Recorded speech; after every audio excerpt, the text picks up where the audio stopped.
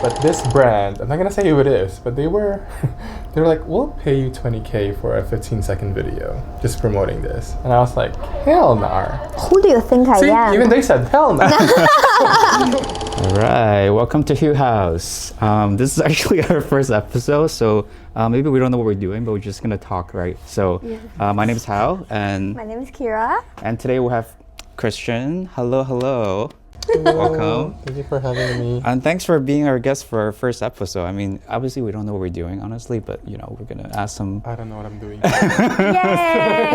Okay, none of us know what we're doing. Cool. This is gonna be a fun podcast. So the reason why we have Christian here today is because we are doing a collaboration menu with 4 incredible creatives from different industry at 929, which is the second floor cocktail bar in Hue House. And we're so honored to honestly have Christian to work on this with us. So we have the drinks in front of us, obviously. We're gonna do a little tasting later, but first of all, Christian, would you like to introduce yourself to? Yes. Hi everyone. Thank you for having me. I'm so honored to be here. My name is Christian or Chris Franz. I'm from New York City. I guess how I mentioned I'm a creative. Well, I am a content creator within more of the beauty and fashion space, but outside of that, I'm actually a full-time nurse. 3 to 4 days a week, I'm a nurse. I've been working as a nurse for 7 years. Do some modeling on the side. And then now I'm here. Yay! So I'm so honored. This is the peak. Everything I have. No, the peak is like somewhere here. It's one of those photos. Is another. Throw it out. I guess I don't know. We'll start with tasting the cocktail first, and then we can start talking into more about like the work that you do. Yeah. Cheers, guys. Cheers. Oh yeah. Oh. Ooh, that sparkle. Does it feel like a you drink? Yeah, I Yeah. think this is me. Fruity. What did you taste in the drink? Well, I definitely like the kind of the fizziness and the spark. That's actually what I like in drinks. Definitely that red pigment has a very distinct taste, sweet taste to it. Yeah. So it's like a fruit, like. It's Roselle. Okay. Yeah. This is actually really good. I'm just gonna keep sipping. It's kind of like it's similar to like an Aperol Spritz. Like I can see myself sitting like at a terrace Day drinking. in Paris Yes. at maybe 9:35 a.m. Yes. With an espresso on the side. 9:40 what a.m.? 9:45 a.m. Yeah, I just said I love day drinking for summer days. Yeah. Wait, when I think of day drinking, I think of like 1 p.m. or 2 p.m. I wake up early. So the base is vodka. Ooh. And then there's so then the 2 parts of it. So there's 2 different spirits that we use. One is called Saint Germain. It's like a softer, like a more refreshing floral side of it. And then there's like peated, which is like a little more strong, a little stronger. So these actually like are inspired by, how you share with us about your music you love, like ballads, but also they are heartbreak, like emotional. So there's like kind of like we're trying to capture like the 2 like sides of it, the music you listen to. And then there's lychee honey in there because you mentioned you like anything lychee. I was gonna say lychee, but Lychee. I'm not. Anchiote. So Anchiote. according to our British director, this is like used a lot in Filipino food, especially the beef soup. Oh, achuete. So that's in there too. Yes. And then obviously the red is the roselle that we talked about. So when people order this drink, we're gonna have like a table size service. The red pigment you saw is actually gonna be like a teardrop in there. Oh, Yeah. it's like the heartbreak ballads. The heartbreak ballads, but also that part is actually really important for the cocktail. It's supposed to like balance out the sweet and sourness of the cocktail, just like the work that you do as a nurse. You heal people, you provide treatment to people, and it looks like blood. It's a little intentional. I think sometimes when people like see blood, like they think it's like a negative thing, but blood is like the source of our lives, and you can use blood to help other people as well. So we just thought, we shouldn't be afraid to use this element. So I love that. this is you. I must say, this is the drink of my dreams because I was so obsessed with Twilight growing up. And I just love all of that connection together. It's so thoughtful. Thank you so much. Of course. I love the symbolizing of tears, could be my tears. Yeah, and actually at Chuete it's also red in pigment. I guess it's like B, right? Yeah. And also like in the fruits aspect, I love lychee. So if I could hug this, I would. This is so good. I was gonna ask you if you have to sell us this drink in one sentence, what would it be? The answer to anti-aging is I wish this is because we would sell a lot blood of. of the unicorn. Like literally a concoction of different feelings, right? Like there's the fizziness to it, and then you have the tinge of sweetness and also the coldness of the drink. So and then the whole messaging behind the colors. I like this drink.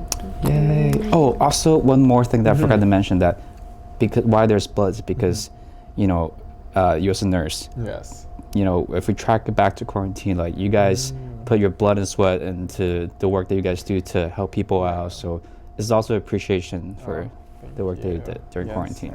But speaking of quarantine, I think Kira did some research of like the work that how did you kind of like start your work during quarantine? So I started working as a nurse like 2019, or like mid 2019, and I was working like a cardiac surgery recovery unit. So people like after open heart surgery, I take care of them either in the ICU or the step down unit. And then I believe I got out of orientation like January of 2020. And then around February of 2020, we're like, oh, did you hear about the quote unquote bird flu or pneumonia coming from Asia? And we're like, oh, it's probably just the flu, it's whatever. And then we heard it spread into Italy and into other countries. And we're like, oh, we heard people are getting sick here in New York City. And it's like, my first thought was, oh, it's probably something that's gonna last for like a week. And then obviously that's not what happened, and our whole floor got converted into a COVID ICU unit. So for the next few months I was just in the thick of it, like marinating in COVID, even before we had like gloves and masks and gowns on. And it was just basically, obviously it lasted for like years, but the first few months, like around March, April, when lockdown happened in New York City, I was just in the hospital for like, 7 nights straight, 10 nights straight, just working. The hospital made us stay in a hotel by Times Square so we could get to work quicker, and so that also we are quarantining ourselves after work. So like 13-hour shifts, we just seeing like 10 of our patients die every night. Like I'd be running from room to room doing like CPR, and then most of them not making it. And I remember using my phone because visitors were not allowed in the hospital, right? So I would use my phone to FaceTime their family members so they could say goodbye to them for the last time. oh my god, that's so heartbreaking. So and then like they'll be on the phone and we're like wrapping the body and their family's like crying through FaceTime. So it was definitely literal blood, sweat, and tears. So when I think about it, I realize, there's certain things that I don't remember around the time period. I think I repressed it, but it was definitely a very, very dark time. Yeah. But also, I just started as a nurse, right? So I wasn't even sure what I'm doing. And then this whole pandemic like started, and then I was asking the senior nurses who've been working for like 30 years, and I'm like, do you know what you're doing? They're like, no, we don't know what you're doing. I was like, if you don't know what you're doing, I don't know what I'm doing. But I think that's where community and teamwork was so important, because everyone worked together to, save as many patients as we can, right? Because I went into this profession hoping that you can touch and save as many lives as possible, and during COVID, it's kind of like, that's not happening. Right. Well, it sounded like you kind of coped with the situation well, in a way, given the situation. Yeah, I guess so, because I feel like at that point I had no choice but to do it, because most of the nurses on the floor were like they were waiting to retire or they were pregnant, so they decided not to work anymore. And those who were like, I'm gonna retire in 1 year, they're like, oh, I'll just retire now. Right? So basically on the first night that our unit was converted into a COVID ICU unit, I was the newest one. There was only 4 of us, and I started like 5 months before that.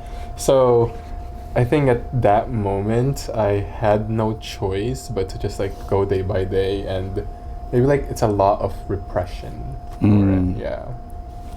Do you think there were certain like mindsets, routines, and like coping mechanisms that helped you? Yeah, definitely. I think getting to talk to my friends who from nursing school, who are also working in the same environment, I think it was nice, like debriefing and talking about our experiences, and talk to my friends outside of healthcare too, right? Like out of work, because that's why I'm also like, once I'm done with work, like I don't want to think about work. That's why I don't like watching medical dramas. Like I know everyone's been telling me about The Pit or Grey's Anatomy, but I just can't. Just like after work, I'm done with work, especially after COVID. Because I remember like when I would walk through the city, probably around 2021, I would kind of get a little bit of PTSD each time I hear an ambulance. Oh my god. Yeah, because all I could think of is all the ambulance going to the emergency room, right? And sometimes it's so weird, but I also kind of got PTSD from, when you go to the grocery store and all the huge freezers? Because after we wrap the bodies, they would bring the body straight to the freezer trucks outside the hospital. So okay. So I think Wow. for some time, like I think the coping mechanisms I developed during was like repression, and then you can't hide everything forever. So I think after a year, I'm just like, oh my gosh, I can't believe I went through that. Yeah. That is actually like kind of crazy that I didn't expect that, you would be traumatized that way. Yeah, it was literally like a movie. Yeah. It's like the end of the world movies, right? Like 2012. Yeah. The movie. And I mean, speaking of the quarantine, I think a lot of us, the memories for us during quarantine is face mask, right? Everyone was wearing face masks. It's like, I think, especially in America, like not a lot of people wear face masks, but when you go to Japan or Taiwan, like people are like used to having a face mask during commute. Yeah. And we talked a little bit before, and I think you mentioned that the whole face mask thing is what kind of like started your, your content creator life as well. Yeah, so I feel like I had different entryways into content creation and social media. But I would say one of the earlier parts was I was kind of vlogging during COVID times, like once I got out of the hospital. And I guess that was the reason why I started my podcast too. So my podcast, Friends of Franz, is I talk to different doctors and scientists to talk about their different fields in healthcare and like break down misinformation. And the reason for that was after a COVID shift, there was a church near the hospital and there was a COVID is a hoax protest. I was like, I literally just spent 13 hours of my life like running in my sweat and like trying to save as many people as I can. And there's people outside of the hospital who don't know anything going on. Oh god. And it's like, COVID is a hoax, like masks Do you don't think work. they and stuff like that. intentionally did it outside of the hospital? Oh, I'm sure, yeah. And so to your point, it's a very interesting culture shift as well, especially at that time, right? It's like a lot of the anti-Asian hate movement. I mean, definitely during the earlier parts of the pandemic, I had patients who did, like once I walked to their room to introduce myself, they're like, I don't want an Asian nurse. Like, find me somebody else. Yeah. Wait, that's actually crazy. Yeah. I need a drink. They were like, I want a white nurse. I'm like, you have 4 Filipino nurses on the floor. I don't know what you're asking for. Jesus So yeah, Christ. it's very interesting. So yeah, that was one of my entryways into social media for sure, was the whole COVID process. Yeah, because I wanted to give insight to the public of what was going on inside the 4 walls of the hospital. Because obviously everyone was living their own lives from their houses, or they were outside of New York and through the news and stuff. Right. Yeah. And another big part of your content is obviously about beauty, and and how did that kind of like come about? Yeah, I mean, I just came from a beauty event actually before we we're saw shooting this. we saw a whole bag of like He came in with like inventories already. Yeah, it's very interesting to me because I feel like nowadays I've been known more across like, the social media world as a beauty creator, which is so interesting to me because it was not something that I would have never imagined to happen. During high school I had really, really bad acne. Well, it's still my best friend because I had a few breakouts the past week. But I had such bad acne like I did not want to go out of the house because it was like red and then purple, and it was just like a pimple on top of each other. And I would, grow out my bangs. This was during high school and like earlier parts of college. Right. I grow out my bangs to hide my forehead because I had pimples. I would wear hoodies in the middle of humid summer just to hide my cheeks. During my birthdays, my mom would be like, "Oh, what do you want for your birthday?" I was like, "Just take me to the freaking dermatologist," And I would look in the mirror every day and just like, I just want to cry because I can't look myself in the mirror. No. And I used to use, I don't know if you've tried this before, tea tree oil. No. I don't know if you know tea tree oil, but it's basically used for acne, but it has a distinct smell. And it gives me so much PTSD because each time, now I can use it freely, like as a body wash.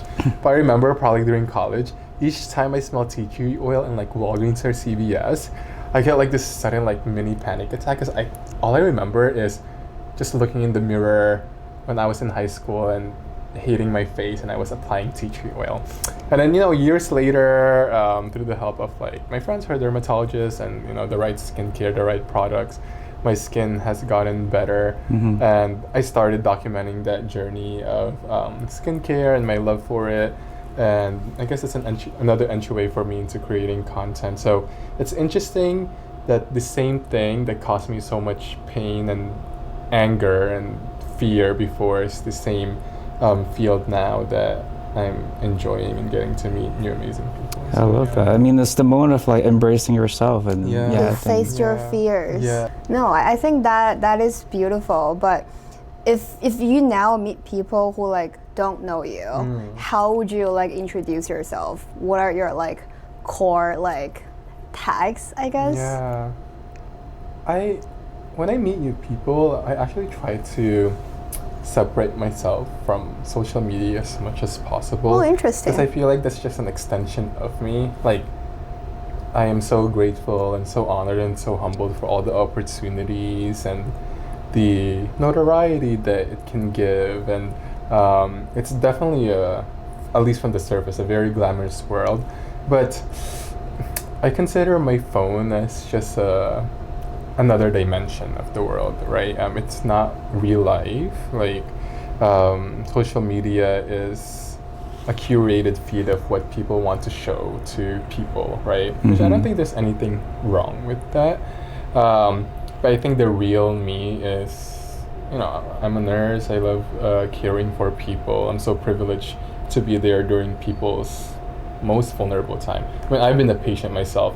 When I was in college, first year of college, I developed like abnormal heart rhythms, and I needed to get like a mini cardiac non-surgical procedure just to get rid of the abnormal heart rhythm.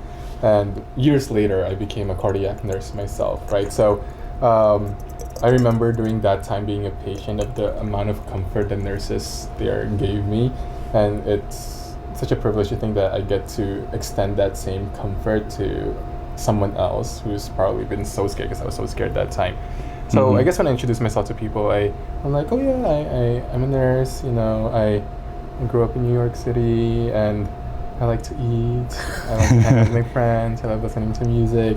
And if they do ask, or if they know from beforehand, I am on social media, but I think that's just an extension of me. It's not who I really am at the core. Right, yeah. And I mean, I love what you said about the extension. I mean, social media is an extension of yourself, because I think you obviously use your platform to talk about different perspectives and story of your career. And I think especially like when you mentioned that you have a podcast that talks about, in the healthcare world, like, and what do you think is something that people usually don't know, or like have this like misunderstanding of like nurse as an occupation? Yeah, that's a very interesting question. I think I can speak from what I experienced as a nurse myself, and having been a patient is, at first, actually my mom was a nurse, right? So growing up, I hear her stories, and I thought it was just like, I thought it's like, oh, it's a glorified nanny. It's just like, you're just... Okay. you're just taking care of My brother people. is going to college soon. Yeah. My parents want to convince him to pursue nursing as a career, and he's like, "Oh, that's so feminine. I don't know if I want to like take care of like grandparents." Yeah, so that was my first thought before. I was like, oh, it's just like a glorified nanny, and obviously nannies do amazing work. I was just like, oh, you're just following doctor's orders. So that was my initial perception, and I'm sure that's a perception of other people too. But actually, at least in America, nurses are actually very autonomous in a sense that there's a lot of critical thinking involved in your caring for the patient, because obviously the amazing doctors who went to school for so long and training, like they develop all this plan of care that they hope will help the patient. But like the nurses are the one at the bedside for 12 hours straight. So I guess it's become a rule in the hospital that if the nurse messages the doctor at 2 a.m. and be like, can you check this patient out? There must be something wrong, because I'm with that patient like basically every second of 12 hours. So I'll be the first line of defense to find out if anything changed, right? Like, oh, he wasn't like this 20 minutes ago. It wasn't like that 1 hour ago. So I think that's the perception. I think more of like a lower tier healthcare profession, but actually having been a nurse now, I realize, oh, there's actually so much critical thinking and autonomy involved. Yeah, I mean, I think it's very important. And you mentioned that nurses are the people who spend the most time with the patient. Like, have you had any like special connections with your patient, or you end up staying as friends, or? Yeah. Special relationship. Am I hearing the thing? Don't call the board of nursing. When I was working like within the hospital unit, like after cardiac surgery, usually I work like 3 or 4 nights straight. So you usually get to keep the same patients for those consecutive nights. So definitely there's so many patients that I was able to develop a bond with, and were so kind to me, and and I get to know about their families and what they're planning to do after work. But all I could think of right now at this moment is one patient I had during COVID. And actually on my phone, in my notes app, I wrote a note to myself after that shift. And the note was, and I can show you later. Am I gonna cry? I literally just wrote English breakfast tea with sugar and a cup of milk. And because she was this 90-year-old patient, she had no children, no grandkids, and I was taking care of her for 3 nights straight. And then, I think I brought more attention to her because she was older. I mean, she survived a cardiac surgery, she survived orthopedic surgery, but it seems like COVID was the final call. And she wasn't even supposed to have that drink, but her last request from me was an English breakfast tea with sugar and a cup of milk. And I remember running to the pantry to make it for her. I gave it to her, and she was like, oh, I wish I could live longer so I could bring you to my home so I could make you cookies. Oh my God. But she passed away like 2 hours later. So after the shift, I wrote it in my notes app. And so I'll remember her forever. So I think that's one thing that's coming to mind for me. Wow, that's a very touching story. Did you cry? I can never have English breakfast tea ever again in the same way, or think about cookies made by a grandma. Hey, but see, I think this story proves that nurses are doing like a lot more than what people think they are. Like, it's about obviously taking care of people, but it's like, things like this to, especially if they're like the last moments, like they're just the things you can do for them. I think that's very, very special. What's also interesting, I guess, during May time when this comes out, it's actually Nurses Week. Oh. Yeah, I think it's mid-May or something like that. Yeah. We need to time the release time. That's amazing.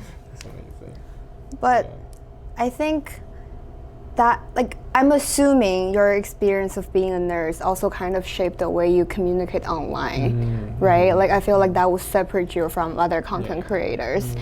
Can you think of like ways that you create differently because of your career? I think from the point of view of empathy, maybe. I think because people online have no empathy. People have no That's empathy. exactly what he's They have no insinuating. empathy. Just look at my message request of hate hate message. I'm just kidding. But I think from the point of empathy in the sense that when I have a patient on the bed and it's probably the worst moment of their life, they show their true selves. They show their cranky self, they show their angry self, they'll say stuff that they probably would not say in their usual day, but it's because they're at their wits' end and they have nothing to hold on to. So the core of humanity, of the rawest of human emotions of anger and just pity and guilt and blame just comes out. And that's not who the person really is, though. It was just brought about by that environment and by that situation. So I try to approach that with empathy, right? Because it doesn't matter who comes into the hospital. Once I'm assigned to you, I'm your nurse and I take care of you completely, right? And no matter really what you say or do to me.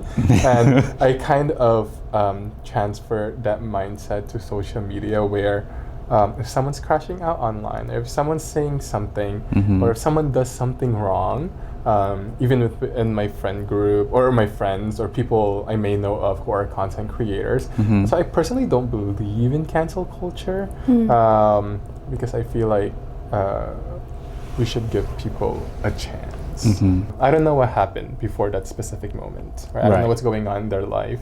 So I guess in that sense, empathy is I think it's a good skill to have on social media. Also, I feel like the humanity is so deep and complex, right? You can't judge someone based off just one aspect of who they are. Just like this drink, right? Like there's so many facets mixed into it.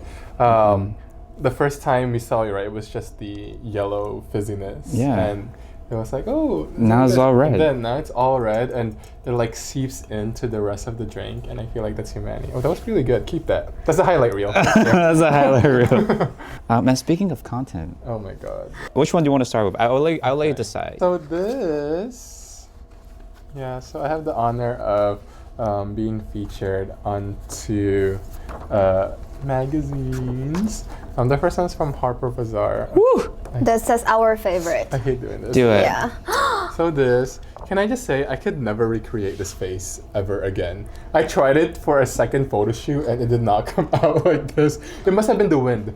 You need to think about somebody you have special relationship with. Well, honestly, when I did this, I thought of just my crush. So, and I guess that's, and my crush changed just after a week, so maybe that's why I couldn't recreate the same exact. You have a roster once you're over that phase. I have a book. So this is from Harper's BAZAAR. This is my friend Reinhard Kenneth, and I'm so honored to have been able to collaborate with different apparel and attires that I would usually not wear on a day-to-day. I think it's the fun with modeling, though, right? Yes. And editorials, you get to bring out another side of you that you would have never thought that you can pull off. And actually, as a side note, in college I studied both nursing and theater. I liked acting at that time because I thought you get the freedom to assume different personalities, and then you get paid for it. And then for modeling, it's kind of the same, where it's like you're assuming different personality once the makeup is on, once the different clothes are on. So for this one, I kind of had a thought of like Lady Gaga, I can tell from this one. It's giving Lady this is Gaga. giving Lady Gaga, like actually. Lady Gaga, kind of like Born This Way, or more of her earlier era of like American Horror Story kind of vibes, right? Is this your first magazine photo shoot? Harper's BAZAAR. Oh, you did well. Oh my Thank gosh. you so much. You were born And ready. then this one, again, this was the crush concept, where I was just like, my first thought was, there's someone in the room. And then that was that's Harper's BAZAAR. Thank you. And then the second one is from Cosmopolitan UAE. He's on the cover. Yeah, well, this came out right when the war started, 2 months ago. Oh my god. So my friends were joking that you brought it. And I was like, I'm sorry. But yeah, so this was one of my favorite shoots because it felt so ethereal. We shot this last year, actually, because it took a while for like the article to come out, like the interview and stuff like that. this is also with my friend Reinhard Kenneth too. Actually, I actually tried to just shoot with him because he just knows my angles. Yeah. And he can guide me with the poses. He's very eccentric in himself, like his fashion and his style. So I feel more freedom doing that, because I've been to shoots where the photographer is a little bit more conservative. So I'm like, can I show a shoulder? You're like, Can I pull this? Okay. Do you feel like there's sort of like this imposter syndrome? Oh, definitely. Really? I feel like wherever I do now, especially within the realm of social media, like if I get invited to an event or like just a different opportunity, I always feel imposter syndrome. Like a few months ago, I was invited to this brunch with another K-beauty brand, and there was like only 11 of us. Oh. And I was one of the people there. I'm like, I have no business being here. But even this, when you reached out, I was like, I honestly teared up a little bit. Let's like, unpack that. I was like, I don't deserve this. Yes, you do. Thank you so much. And I think when a lot of people see your content, I mean, curiously stalk your Instagram profile, like, I think a lot of the questions is that, like, how do you start doing content creator and make sure that these are the pillars that you want to focus on? Because I think a lot of people, obviously, everyone is creating content right now, like, and especially now, if you start like right now, it's like, it's kind of hard. Like, I feel like you're just like, you know, you're just diving in and not sure which direction to go with. Like, AI is like happening now. There's like AI influencers out there. I'm just like, I was reading something this morning. Crazy. It's crazy. I mean, there was like AI models a few years ago. Exactly. They're taking my job. And so like, how, like, what would you tell people like now if they're like gonna start as a content creator, right? Because this world now is like crazy. I think just do it, just post, and the right people who will enjoy and savor your content and your journey will find you. Because I feel like everyone has different personalities. You can be doing the same exact video, but it will register differently to another person, right? Like, there's beauty content creators, like huge ones that I follow, where they post the same exact content, but I lean more towards this person as opposed to this one, right? We probably have the similar personality, similar outlooks in life or whatnot. So I feel like just post and you will find the right audience. Like, even if you think it's cringe, it might be, I don't know, but you just post and you just don't know where it will lead you, right? Because it's provided so much opportunities, and beyond the opportunities, you know, like obviously the brand deals are great, the exposure is great, but what I love most about this world is getting to meet so many amazing people who I can learn from. Like, even, I guess, like right now, right? This is an extension of because I started posting, right? So you just never know what leads. And it's kind of a tangent. Let me just share it quickly, because I just told the story earlier during the brunch. I'm like, just create content, especially here in New York City. There's so much opportunities, because I remember in high school, I was in the L train, I was reading a book, right? I had to read the high school books, and there was two guys sitting on either side of me, but I wasn't paying attention. And then they stood up, and then they were waiting on the door to wait for the next stop. And it was Dylan and Cole Sprouse. You know Dylan Cole Sprouse? The Sweet Life of Zach and Cody? I love him. I don't know who that is. I'm not cultured. Disney. The Sweet Life of Zach and Cody. Disney. I think they're twins, and they're the actors. And it was the two of them in the train, and I was just like... You were being sandwiched? Well, I was... Now that's the highlight reel. And they're hot. They're both really hot. Oops. Oh, wait, what kind of podcast is this? I don't know. It's our first episode. I don't know what kind of podcast this is. This can go whatever direction. Yeah. So yeah, they were standing there, and I was looking at them, and I was like, this is my childhood. But I didn't want to bother them, so they didn't want to ask for a picture. But I was contemplating on it. And then Cole Sprouse and I were like, we were doing a stare contest for like 30 seconds, because I'm like, I want to take a picture. And He knew you were gonna ask. But I didn't ask. Okay. I wanted to give them privacy. Okay. But which is so interesting, because during that time he was running an Instagram account where he was Yes! he was taking pictures of people trying to take pictures of him. Yeah, it still exists. It but still like, exists? Yeah. So I was like, oh, I don't want to be on that, so let me not ask. But anyways, they left the station, they left the train. And I remember I was so sad for 1 month, because I was like, that was my childhood. I can't believe I was sandwiched in between the Oh my God. Sprouse twins. And then I forgot about it. And then 10 years later, last year, I got invited to a Vogue event for New York Fashion Week because of the content I was creating. Yeah. Hosted by Dylan Sprouse, Barbara Palvin, and Cole Sprouse was there, and I finally got my picture. Oh my So, god. yeah, so create content, just post. Whether people think it's cringe or not, you just post it. You will find your crowd, right? You will find your crowd. Whether it's one person, two people, even like if you think like outside of social media, 100 people. Imagine having 100 people here just watching you, like even just 50 people, right? I just say even one person that you can impact positively with something that you're creating and putting out into the world. I think it's such a beautiful thing. So yeah. Love that. That's another highlight. I love that.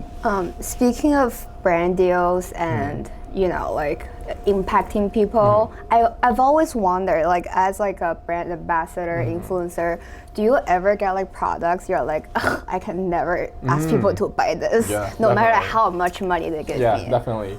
I have a rule with brands for the most part that I must try it first. If it's skincare, I have to try it first for 3 weeks before I can post anything about it. Because I want to make sure it works on me and I don't get like a reaction before I promote it to people.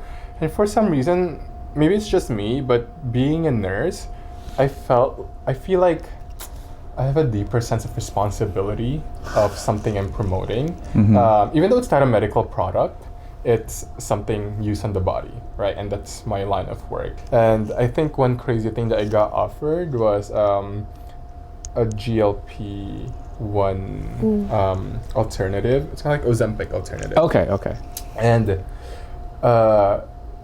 which is great, which has helped so many people, but I just personally don't believe in like the alternatives, and you should be getting it with your board certified physician, right? Yeah. Like not someone off of the internet for $50, right? But this brand, I'm not gonna say who it is, but they were like, we'll pay you $20K for a 15-second video just promoting this. And I was like, hell nah.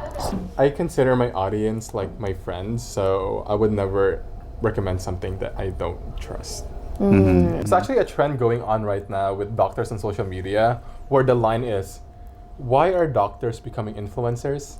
It's because influencers are trying to be doctors on. That also tracks back to what we were talking about earlier about AI. AI Yes. influencers. Like I was literally reading something this morning about like there's like these accounts of like hot guys. They're all AI. Brands or agencies are creating these like AI influencers to build them, so then you don't need to work with real influencers and you can just like so easy and plug and play and just like it happens. And I think that is scary if that happens Very to skincare scary. product, right? Oh, definitely, because you don't know what you're promoting.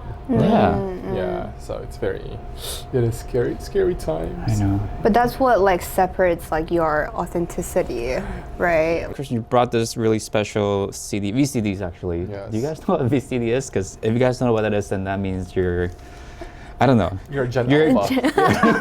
That means you have very nice skins. Yes, Gen Alpha. No, we have nice skins too. Yeah, But Asians don't anyways, reason. yeah. So we asked Christian to bring something that means a lot to him growing up. And you grew up in New York, right? Yeah. In Brooklyn. Brooklyn kids. You grew up in Brooklyn? China. I grew up in China too, partially. Well, I was in the Philippines for like the first few years of my life. Like I was We're cultured. We're global. We're cultured. Yeah, global citizens. But do you want to tell us a little bit about this? Yeah, so I came into the US like when I was really young, in the early 2000s, and I remember, I guess this one I knew I was fruity at that time already. Around in 1999, there was a girl group, even before K-pop was known in Asia. There was a girl group in the Philippines. The name's kind of vulgar here, but they're called Sex Bomb Girls. Ooh. Because they were based on their name was based on the song by Tom Jones called Sex Bomb. And they were like house dancers for a noontime TV show, for a game show. And they were just dancing in the side, and then each time the music plays, they dance. So they got called the Sex Bomb Dancers. Okay. And they were so big. They had their own show. They had like their own drama show. They had their own movie. They had their own albums, like 6 albums, and obviously they were great dancers. And their famous dance move is like a cartwheel and then into a jump split. Can you do that? I used to, which is why I took gymnastics actually, but now I can't, sorry. So I remember when I was leaving the Philippines, all I wanted was a CD of them to service my memory. And then, to be honest, like 20 years later, they're actually close friends of mine now. Really? Yeah, and they actually, after 15 years of like living their own lives, like being moms now, they've had reunion concerts the past few months, like sold out 6 concerts back to back in arenas. And it's because, and actually they're doing case studies in the Philippines why that's the case, and they said why is it so successful, the reunion, and they have one word, it's called nostalgia. Nostalgia is the key, they said. And so when I saw this CD again, and when I was talking with you on our Zoom call, and you're talking to me of all the songs from childhood, all I felt was nostalgia. And seeing this, actually saw this a few months ago, I was like, oh my gosh, it's like in one of the drawers at home, and I felt so nostalgic. So yeah, basically this is a VCD, F4, you'll see here, so famous in the Philippines during that time. And then the girls are here, and then Sarah Geronimo is a solo singing artist. I remember it was the year that I was flying here when she won the music contest that she won. And she got super famous. So yeah, this is very nostalgic. So obviously they're very pop, the girls. Their songs are like novelty songs. But I don't have that CD, but I loved Filipino ballads and R&B. There's a band called MYMP, and they had this sad songs like one of the titles, Tell Me Where It Hurts. Cue music. I don't know what business I had a 5-year-old feeling that, tell me where you're heartbroken. I don't know. Well, I was in a relationship, so were you not? 5 years old? Well, I mean, like, I had boyfriends since kindergartens. What? So what? All right. I had a girlfriend. Look how well that turned out. Wait, I had a crush on a girl too. Well, this podcast is like healthcare, we explore gender studies, Sandwiches. I feel like we were talking about this VCD right here, and I think this represents your background, the way you grew up, and growing up in New York. Like, I think for a lot of people, like growing up as a minority in New York, you always feel like, especially if you immigrate here, it doesn't feel like home. So because we're in Hue House, right? Well, I just have this one last question: is that, like, what's the definition of home to you? I think a home is not a place, but it's the people who make it. People who are around you. Definitely coming here when I was younger, I didn't know how to speak English right away, right? But we were around so many Filipinos and Koreans in that neighborhood, so it felt like home, right? Even though the environment itself didn't feel like home, the people around me made it feel like home. Or even when I was working, when I was starting out as a nurse, a lot of the nurses are Filipinos, right? So that felt like home too. And then in social media, when I was first starting out and going to events, there were events where I was the only Asian. It felt like I was out of place and not at home. But then once I started seeing people more like me, it felt like home, especially in this place, right? And I always say this quote, one of my favorite actresses is Viola Davis.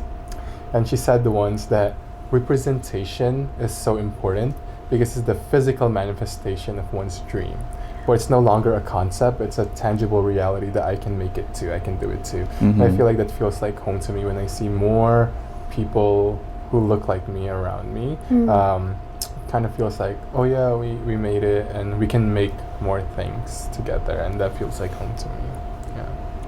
I think that's cameras. That's a perfect answer to it. Yeah, especially, I mean, we have a house here, so this is supposed to build a home for everyone that makes everyone feel welcome. This cocktail is going to be available throughout May at 929 Ryan Hue House. And drink up, people. All right, that's it. Drink up, people. And I'm kidding. Don't forget to like, share, and subscribe. Don't hit forget the notification bell. Yep. He knows more than we do. Well, I timed that drink really well, right? The game plan was to finish it by the end of it. You're right.